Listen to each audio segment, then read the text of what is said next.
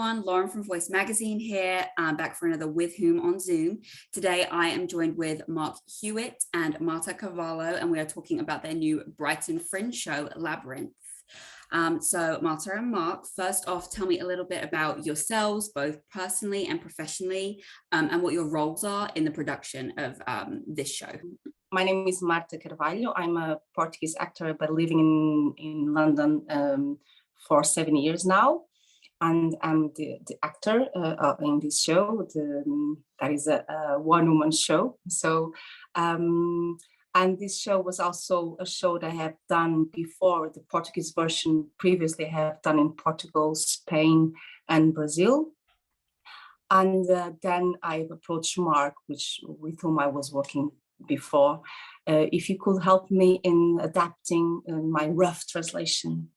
And Mark was crazy enough to say yes. A good crazy. So Mark helped me with the translation to the English audience, and not only the translation itself, but adapted also to an English audience. And there are some things that are a little bit different from the original. And then he also accepted to direct me in this new version. And then here we are. I tend to call myself a writer, theatre maker, and stage director. With writing, it's mainly plays, a little bit of poetry. Yes, I'd written a piece called Songs of the Chambermaids, or it was part of a longer play. And there's this very difficult to perform section over music for percussion ensemble. And in this, the chorus that sing this, I wanted to have performers who the majority of them didn't have English as a first language. I like the sound of English spoken by non-English people. I think there's something interesting about that for me. So I'd met Marta from working on that. She became part of that project. And then, as she described, at some point after that, when we met up in London one day, she was showing me these bits of translation that she'd done of this monologue that had been written for her by a guy called Moncho Rodriguez in Portugal, which she had toured around Brazil and various places. And it was an interestingly crazy piece of work. So I felt quite drawn to it, and I sort of took it away and tinkered around with a few little bits of it and see what she thought. And Marta seemed to quite like them, and then so I did a little bit more, and then she quite liked that. And then I thought, well, if I'm going to do this, we might as well turn it into a project and do it properly. So we put in for a grant for it. We're fortunate to get the funding, and we made the piece in autumn of 2019, I think it was. Did a few previews of it in London and elsewhere. And then this year is really the first chance to give it a longer run. Yeah, it is quite an unusual piece. I'll just stop there for the moment, but it's quite an unusual piece. It is quite Portuguese, I think, in lots of ways. Is that fair to say, Marta? Well, I remember someone saying when you did a preview, saying that it still keeps the Mediterranean tragedy aspect. So yeah, in that sense, it can be Portuguese because we are also very fado. Fado, our song, our traditional song, and it has that element of tragedy, of drama. Yeah, so it can be very Portuguese, yes. And the way we express the emotions, it's very South European way, and that is also there in the show. Yeah, so I think Mark is correct in saying it's very Portuguese. So going off of that, so tell me what the show is about. I'll say it's in the voice of a woman who is describing, the first words are, "Today I killed a man." And as the piece progresses, this becomes slightly more ambiguous, and it refers to a very intense relationship which has somehow become toxic and which she's trying to escape from. And you can't really tell at some parts whether she has murdered this ex-lover or whether she is murdering the idea of this ex-lover. And it really goes through the workings of her mind and her anguish and her rage in a quite a freely moving way that flips around over here and there and in a unusual sort of way. And it's also very much what I'd call a physical theatre performance. And that really comes from Marta and her tradition and her leaning as a performer? I will say that in this show, it's like the character starts going to this space where she invites the audience to go in, and it's like it's her inner self. So you are inside of her own labyrinth, where you see all this. When you see her trying to get free of this relationship of her old self as well. When you see her killing things inside herself in order to become empowered, to become free, in order to go into the future with another self, with another vision of herself. So we never say if she really killed a man or if not. There's not a real answer there. But in my point of view, it is that this is all metaphorical. It's about we all kill things inside ourselves in order to survive. We have to. And there's a moment that the character says that. And also, in some moments, she says that I've killed only what I dreamed up. So it's these ideas that we build inside ourselves that sometimes we really have to let go. But that's really hard to let go.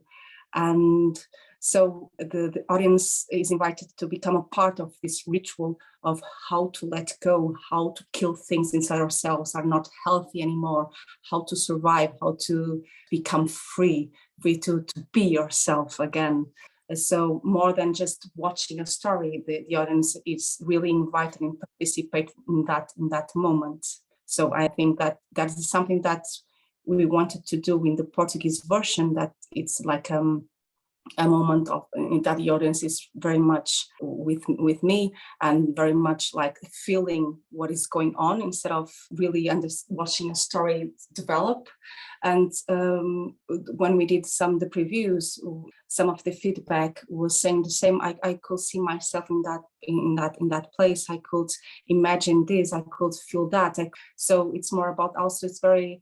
In that aspect, it's also very sensorial for the audience and physicality, because as Mark was saying, there is a component of physicality very strong that helps also to hypnotize as well the type of audience that gets enthralled in that, I will say, ritual. Yeah. So where exactly did the idea for this come from?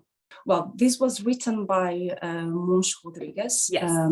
Writer and playwright and director that I work closely back in Portugal. And actually, we started doing this in circles of women. We started to try the text with these circles of women and seeing how this could resonate with them. But then we opened also for men, and although it's very on a female perspective, it's not, and it's about female empowerment, of course, there's no doubt, but it's more also about human development. How do we become better persons when sometimes bad things happen to us, even if it's not bad in a evil kind of bad way that we are living now in this time of story, even it's just like small bad things that happen to us. How do we go from there? And so, yeah, it started like that. And the feedback that we had from those women's circles were very positive as a way also of transforming, of empowering. And that's why we also try to do Q&As after the show. We did before with an organization on mental health. We did an organization, DAVS, that was an organization for domestic abuse. For women and men, and so we try to do all this Q&A as a way also to, because it's possible that this can make resonate in some things inside people, and sometimes it's necessary to also have a space to talk about those things in a positive way. Yeah. I think that's what art can be about as well. So obviously you just mentioned female empowerment and how this can really resonate with people. So what do both of you, through both the production and the performance aspect, hope that audiences will take away from your performance? First of all, this is also an artistic object, so people can just come to see something that can be very beautiful and at the same time very grotesque, but beautiful. We also have very powerful music in it from Portuguese composer Narciso Fernandes, and with the voice of Clarice Fernandes, a very powerful voice. And after that, I think they will go on a journey of how to become oneself again. Probably this might help people to think about their own inner journeys.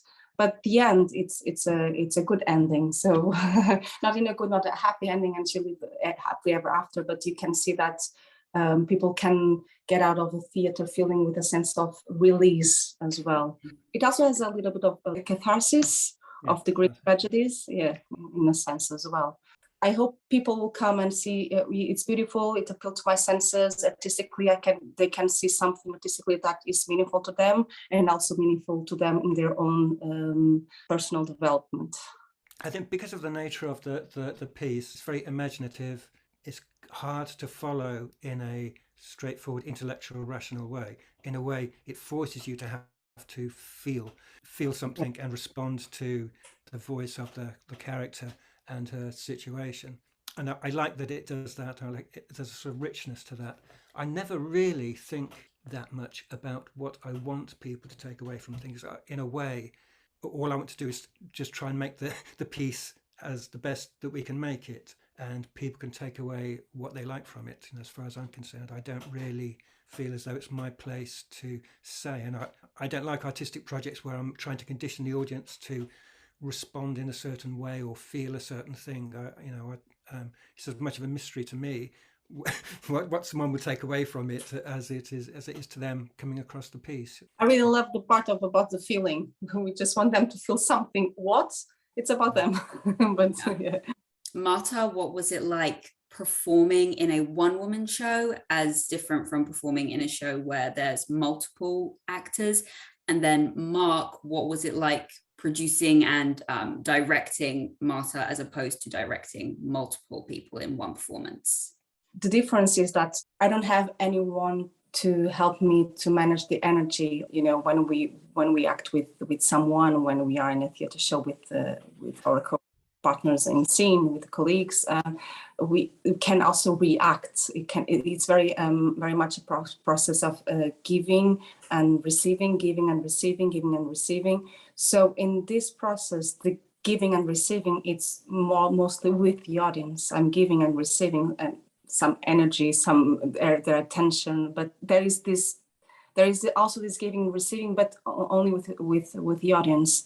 So to maintain the energy, it is harder than with other people on scene. I just remember that in our last rehearsal, Mark was saying that, now we really need the audience, because otherwise we are losing something, because you cannot give to empty space. You need to give to something else and receive. So that's the main difference, I will say, for this show specifically. I like the intensity of working with one performer.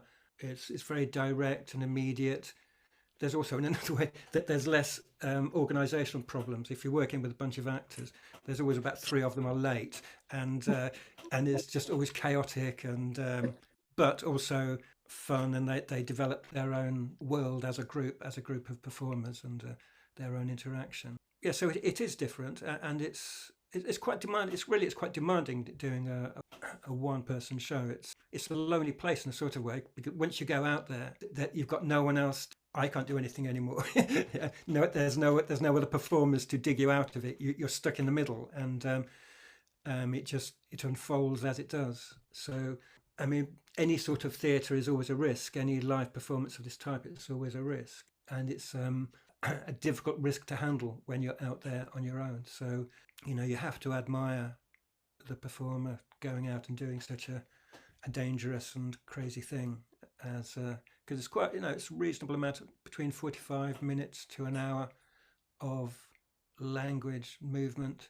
It's like you're in a sea of words stuck in the middle of a thing with lights going on, and it's a privilege. It's a privilege to be able to work with someone intensely on that sort. Going off of what you just kind of talked about, both of you, about the relationship with the audience and that interaction, is that a contributing factor into why you wanted to do a live performance rather than, say, a short film? What kind of went into the thought process behind that? Well, it was a theatre piece to begin with. It was written as a live piece. and that's how it was presented to me. I think the first time I saw Marta, I auditioned her, and she did a little bit of Labyrinth in Portuguese. In Portuguese. In Portuguese, yeah. And I thought it was very cool. It looked very cool. So I'd always thought about it as a live thing. And really, I'm generally been a stage director, not a film director.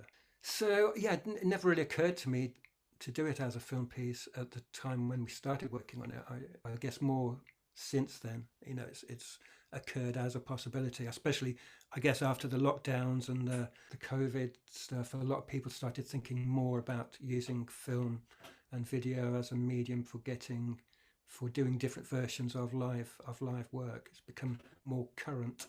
We did do the streaming of the video of a live show last year in the Brighton Fringe, but it was only the streaming.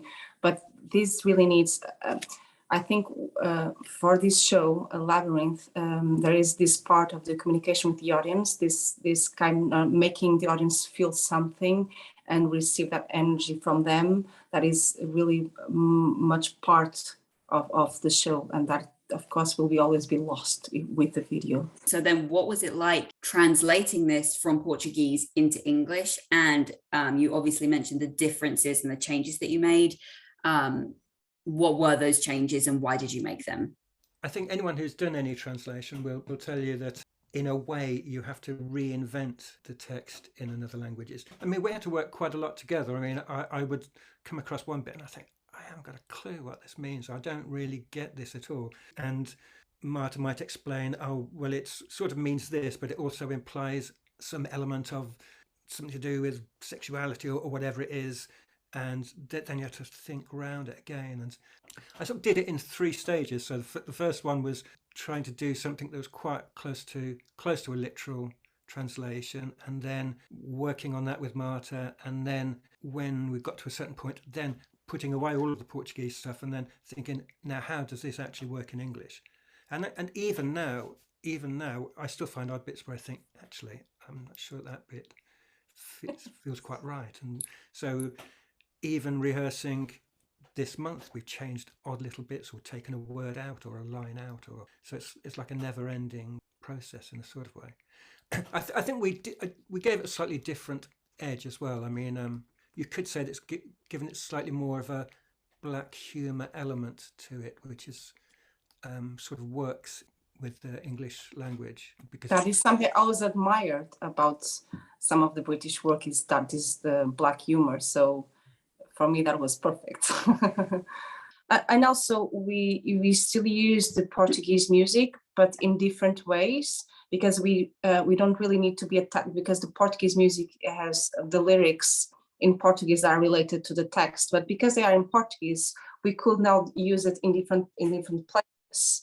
For people that don't know Portuguese, sometimes hearing that in Portuguese, it can be like, wow, what is this? Yeah. And at the same time, it's about what they're feeling when they are listening more than what words are saying. And that made me create bridges between my 2 worlds, that my Portuguese culture, my roots, my tradition, and UK, where I live now, my home now, the country that received me. So making this bridge between these 2 worlds, where I live in both worlds now, artistically and personally at the same time. It's also making this connection between who I am at the moment. Actually, in Portuguese, we call it Labyrinto de Amor e Morte. That means labyrinth of love and death. And in this version, we call it just Labyrinth, because it's just not adding subtitles to a show. Yeah. It's different. I left a few lines of Portuguese in the text, actually, partly because I like the sound of them. It's quite nice to hear just a little bit of Portuguese in there. Somehow it's just the flavour and texture of it is quite nice suddenly for that to happen in the middle of it. And also I couldn't really think how to translate those bits. so it was convenient. Very, very poetic bits, so yeah. It was very hard to translate. Yeah. Why do you think that this will appeal to Brighton audiences, and ultimately why should people come and see your show at Brighton Fringe? Why should they come and see it? They should come and see it because it's interesting, thought-provoking. People quite often use words about it like bold, challenging, immersive, thought-provoking, those sorts of words. And I think also it takes people into quite a deep place inside themselves if they allow themselves to let that happen, if they want to allow themselves to let that happen. If someone is brave enough to allow themselves to have that sort of experience, then that is why they should come to see the piece. I think also that there's things about it that are quite beautiful as well, even though it's quite a tormented character. As a stage production, there's things in it that are quite beautiful, I think. And special because it's Brighton Fringe. I do believe it's a very fringe production in a way that it's you wouldn't see it normally in a mainstream UK theatre. It's very different of what the traditional mainstream theatre in UK will show. So I think it's really adjusted to a fringe program, although wouldn't mind to go to a mainstream house. It asks of the audience a way of feeling and experiencing something different that they are normally used to when they go to see a show. So it's fringe. Come and see something that is really fringe. Yeah, and then going off of that, obviously Brighton Fringe is coming up. What's next for the show after that? Is there a plan, or are you kind of waiting to see where it takes you? We'd quite like it to be on in London again at some point. Yes. It'd be nice to tour it a little bit, if it's possible to tour it a little bit. It's quite a hard sell for a lot of venues. I mean, there's probably one good reason for having it on in the Fringe as well, is that we can do that. And sometimes it can be difficult to get venues to take an interest in anything, actually, to be quite honest. But especially something that's quite radical and coming from a different theatrical tradition, because they're thinking, well, who's going to come and see it and all that type of thing. I still have the dream of maybe doing it also in Edinburgh Fringe, maybe next year or something like that. I still have that thing that maybe that could be one of the things to think for next year. What was your absolute favorite thing about working on this show, if you could pick just one?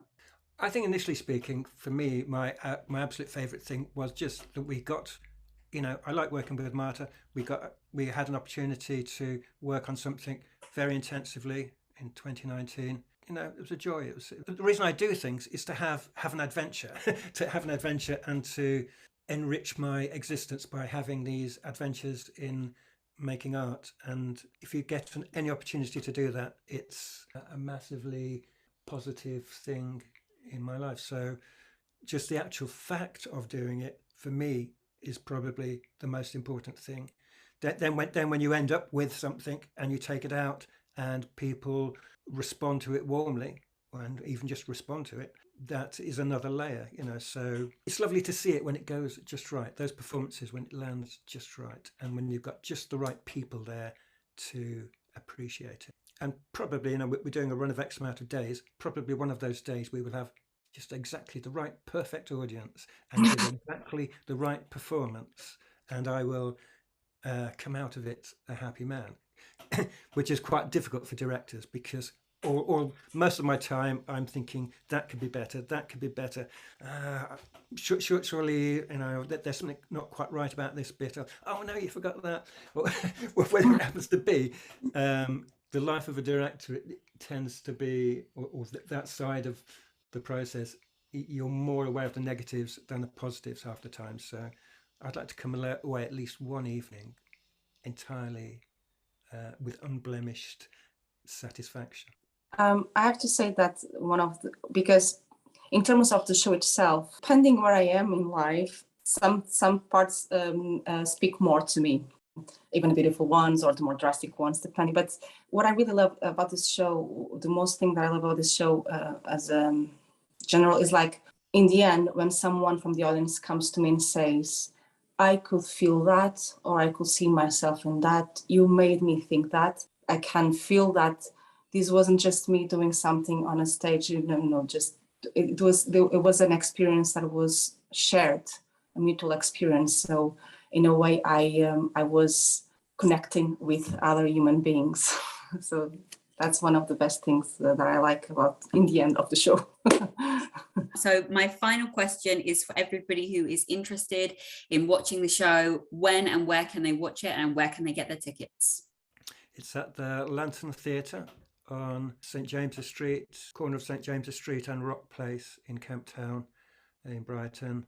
It's like what you might call an intimate, scruffy black box of the nicest sort of type, quite close to the sea. The pub over the road's quite good. It's yes, so that's where it is, and you can buy the tickets either from Lantern Theatre or from Brighton Fringe box office. So it's lanterntheatre.co.uk or brightonfringe.org.uk.